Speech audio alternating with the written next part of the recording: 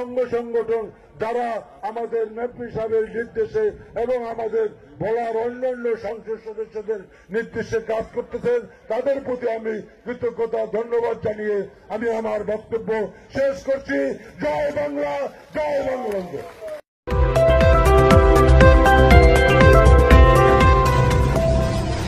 আমি যাওয়ার আগেই তুমি মন্ত্রণালয়ের মন্ত্রী হিসাবে সমগ্র দক্ষিণ অঞ্চলে দেখে আমাকে রিপোর্ট করবা, তার ভিত্তিতে আমি পরের দিন আমি সফরে বের হব। সুতরাং আজকে যে আমরা সেই সাতক্ষীরা থেকে বাগেরহাট থেকে খুলনা থেকে বরগুনা হয়ে পটুয়াখালী হয়ে আজকে আপনাদের সামনে এখানে হাজির হয়ে যে আপনাদের দুঃখ দুর্দশা দেখেছি, আমি এখানে কলাপাড়ায় গিয়ে এটা মাননীয় প্রধানমন্ত্রীর সাথে কথা বলে আপনাদের দুঃখ বেদনার কথা জানাবো এবং ইতিমধ্যে মাননীয় প্রধানমন্ত্রী নির্দেশ দিয়েছেন আগামী সপ্তাহের মধ্যে সমস্ত মন্ত্রণালয় ঐক্যবদ্ধভাবে মিটিং করে যার যার দায়িত্ব আছে সেটাকে পালন করার জন্য তিনি নির্দেশ দিয়েছেন। বিশেষ করে আমাদের এই দুর্যোগ এলাকার ফেরিবাদগুলি বেশি জায়গায় নষ্ট হয়েছে, এটা মাননীয় প্রধানমন্ত্রী অবগত আছেন। সাগর পারে অনেক মানুষ ঘের করেছেন, হাজার হাজার কোটি টাকা মানুষের ঘেরকে নষ্ট হয়ে গেছে, সর্বশান্ত হয়ে গেছে। এখানে বিশুদ্ধ পানির সমস্যা, অনেক জায়গায় লবণাক্ত পানি উঠে মানুষ কষ্ট করতেছেন।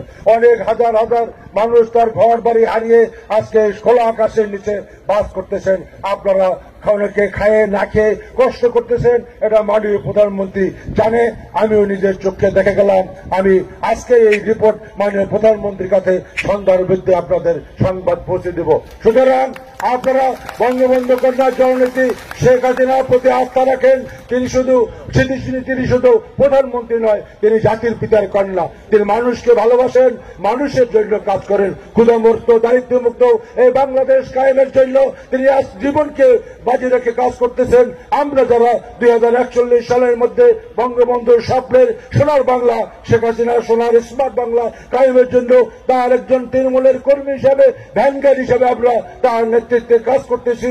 ইনশাআল্লাহ শেখ হাসিনার নেতৃত্বে 2041 সালের মধ্যে বাংলাদেশ হবে উন্নত বাংলাদেশ, বাংলাদেশ হবে পৃথিবীর অন্যতম সুন্দর উন্নত বাংলাদেশ। শেখ হাসিনার স্বপ্নের সোনার বাংলা, শেখ হাসিনা বঙ্গবন্ধুর স্বপ্নের সোনার বাংলা। এমপি সাহেব অত্যন্ত জনপ্রিয় আমরা জানি এবং মাননীয় প্রধানমন্ত্রী শেখ হাসিনা তাকে অত্যন্ত স্নেহ করেন।